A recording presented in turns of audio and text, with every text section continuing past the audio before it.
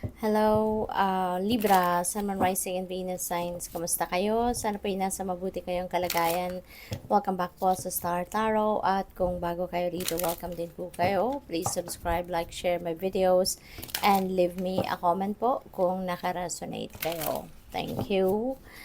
So, first message po ninyo, we have the Magician. Ayan, ang Magician is number 1, ano? And sa Major Arcana at that resonates with new beginning. Number 1 is a new beginning. So it's the start of something.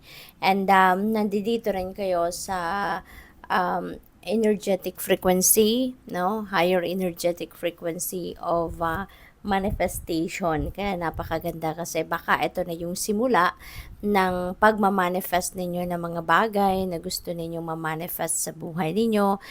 This could be the start, no, ng pag unfold na mga bagay-bagay, no, sa buhay ninyo, mga bagay-bagay na minimithi ninyo, yung ganon, ano.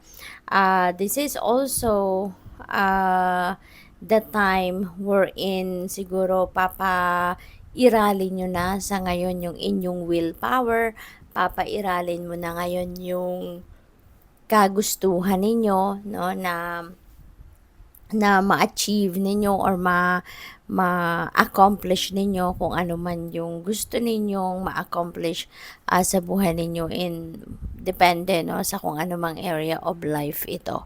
So you will be on the go. We have Temperance. Ayan, so this is about balance. This is about patience, waiting, yung ganon. So feeling ko din kailangan din ninyo rito ng balanse, no? Kailangan ninyo ng balanse or kailangan ninyo na ibalik yung balanse sa buhay ninyo kasi baka baka hindi na kayo nakakapagbigay ng karampatang oras, panahon, or attention to something sa sa ibang parte, no? Probably there's only like 1 or 2 areas of life, no, na nabibigyan ninyo ng oras. Kaya po pwede, no, na may mga imbalances siguro na nangyayari sa buhay ninyo. Kaya eto na, may panawagan na sa inyong spirit na ibalik ninyo yung balanse sa buhay ninyo.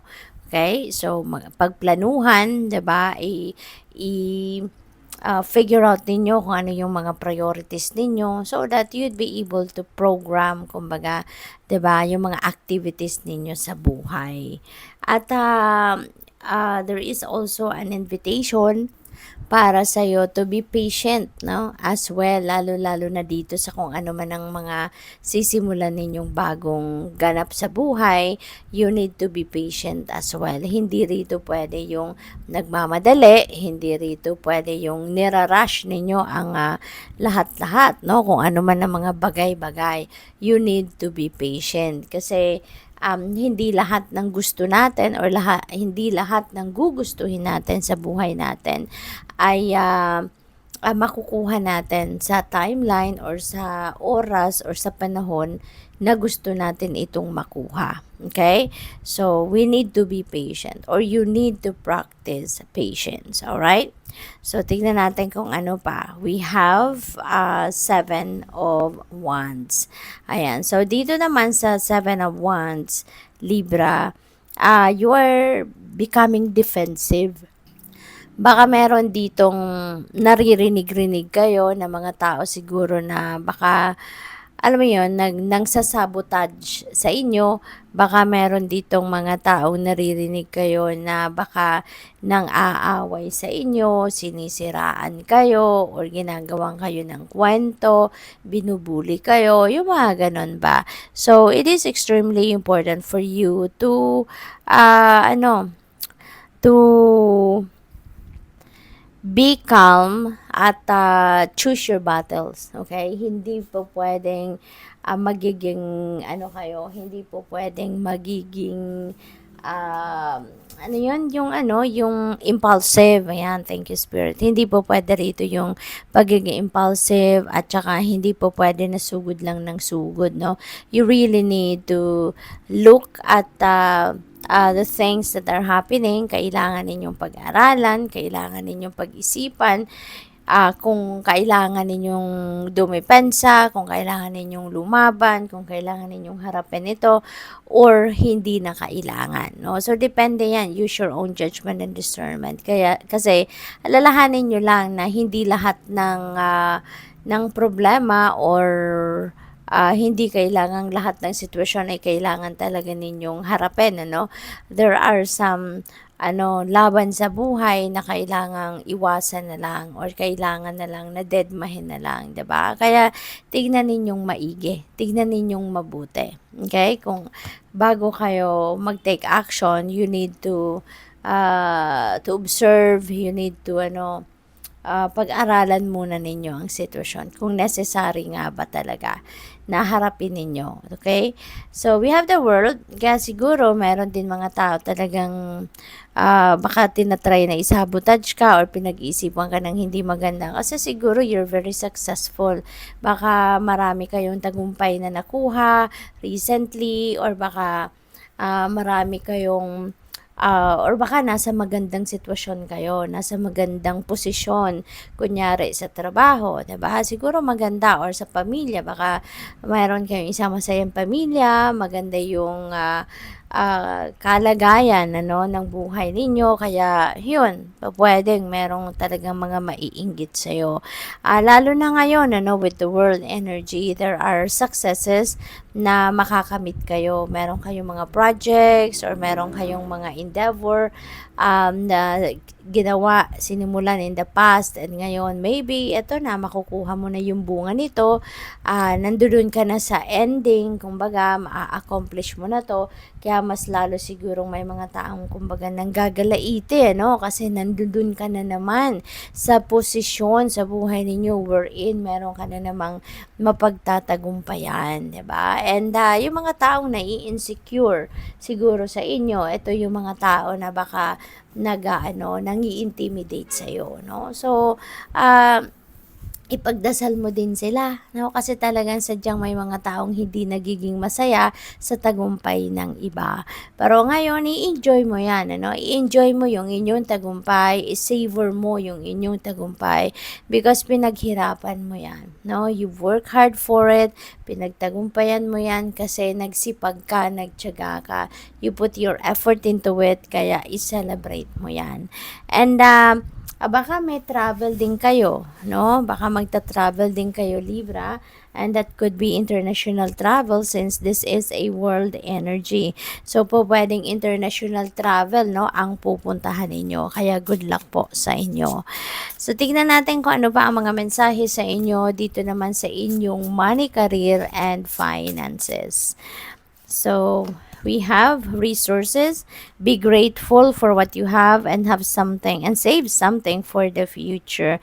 Use wisely and as needed. Okay? So, alagaan ninyong mabuti ang inyong resources. Alagaan ninyo, i-manage ninyo ng maayos, ng mabuti ang inyong kaperahan. Okay? So, kailangan kasi pinaghirapan ninyo yan. 'Di ba? You work hard for that money. Kaya, kailangan lang talaga na alagaan mo ito, kailangan lang talaga na tignan mo itong maayos mo itong i-manage, no? Yung ganon. And by the way, before I go on, Libra, I would like to say hi muna and shout out po sa ating beloved channel member na si At Maria Uwin 3981. Hello po sa inyo and maraming salamat, no, sa inyong mga donasyon. So what else? We have exhausted, feel financially drained, lacking viable options, recharge, and regroup. And so siguro kayo, napapagod na kayo ngayon. Maaaring aside from exhausted physically kayo dahil sa pagtatrabaho, kasi nga may tagumpay kayo, 'di ba? So maybe you are physically exhausted, kaya it's about time din na magpahinga naman muna kayo. Ibalik mo yung balance na sa buhay ninyo ngayong natapos mo na siguro yung current mong kailangang tapusin. So, pahinga ka muna, recharge ka muna, 'di ba? And pwede rin ang iba sa inyo meron kayo ritong magandang kalagayan, no? For some of you, siguro, maganda ang sitwasyon pagdating sa pera. Pero there are some of you as well, no? Na parang pakiramdam ninyo, kulang na kulang din kayo ngayon sa budget. Baka ang iba sa inyo nagkukulang din sa pera sa ngayon. We have expression, open up your heart and connect with others, express your creative self, okay?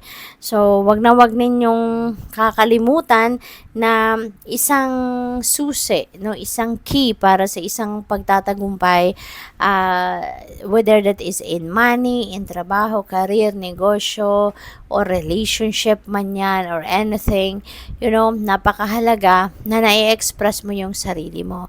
Nai-express mo kung ano yung nasa loob mo, ano yung nasa isip mo, para nalalaman ng ibang tao, yung mga concerned na tao sa kung ano man ang sitwasyon ninyo, yung totoo mong saloobin, yung totoo mong perspective, yung mga ganon. Kaya wag kayong mahihiya or wag kayong magdadalawang isip na i-express kung ano man ang inyong nararamdaman. We have bright ideas, have an innovative new inspiration, test new ideas and break out fast, take action on your ideas, okay? Kasi sayang, 'di ba? Sayang na mga ideas niyo, sayang na mga isang creative mind niyo, 'di ba? Kung hindi rin naman ninyo 'yan isa sa katuparan. Sayang, no? Sayang ng ideas if you're not going to put them into action, 'di ba? Maano lang 'yan, mag-expire lang din 'yan sa isip ninyo. Sayang naman, 'di ba? Kaya when you have a good idea, might as well, no? Gawan mo na ng paraan para madala mo 'yan sa 3D reality mo at may experience mo, may enjoy mo, hindi ba? Pagdating naman sa love life, relationships, we have sacrifice.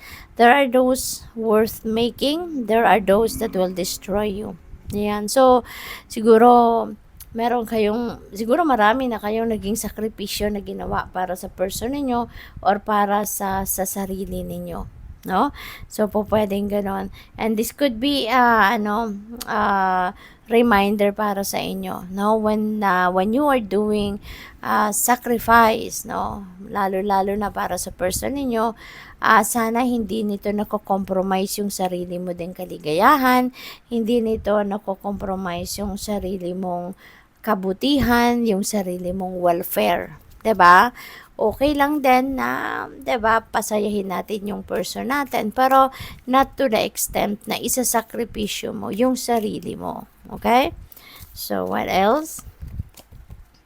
We have freedom, independence, self-determination, and so, baka ngayon, magiging malaya ka na. Baka papalayain mo na yung sarili mo sa relationship, no? Pwedeng ganon. Kasi baka in the past, hindi kayo malayang mag-express ng sarili ninyo. Baka lahat na lang ng bagay pinakikialaman ng person mo, or lahat na lang ng bagay baka hindi ikaw ang nagdedesisyon nito, kundi yung person mo. Baka lagi na lang siya ang nasusunod, no? Pero ngayon, baka ayaw mo na ng ganun, Maglalakas ng loob ka na ngayon na gawin kung ano man ang gusto ninyo. Baka maglalakas ka na ng loob ngayon na gamitin mo yung inyong willpower and reclaim your freedom and independence. We have air, breathing deep, entering into life, exchange of life, bringing energies. So, baka, ang iba sa inyo rito will also decide na ma-feel mo na ito din yung time para naman na to take a breather, no? Baka ang iba sa inyo gustong magpahinga lang, baka ang iba sa inyo baka gusto mo lang na magkaroon kayo ng temporary na space and time for yourself. Yung ganun ba? Yung you just want to be by yourself, you just want to spend time alone, yung ganun.